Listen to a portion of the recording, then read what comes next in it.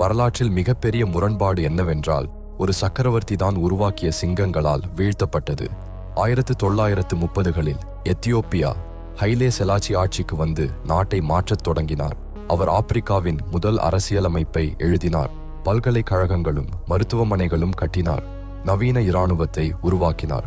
இத்தாலிய படையெடுப்பை எதிர்த்து போராடினார். ஐக்கிய நாடுகள் சபையில் உரையாற்றினார். சிறிது காலம் அவர் ஆப்பிரிக்காவின் நம்பிக்கையாக விளங்கினார். ஆனால் அவரது மிகப்பெரிய சாதனை இராணுவ அதிகாரிகளை உருவாக்கியதுதான். திறமையான இளைஞர்களை பிரிட்டன், இந்தியா, அமெரிக்காவில் பயிற்சிக்கு அனுப்பினார்.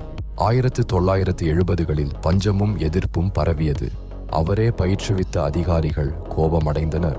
செப்டம்பர் 12, 1974 டர்க் இராணுவ குழு அரண்மனையை சுற்றி வளைத்தது. 82 வயது சக்கரவர்த்தியை கைது செய்து வோக்ஸ்வாகன் காரில் ஏற்றினர். தான் உருவாக்கிய இராணுவ சிங்கங்களால் வீழ்த்தப்பட்ட யூதாவின் சிங்கம் ஹைலே செலாசி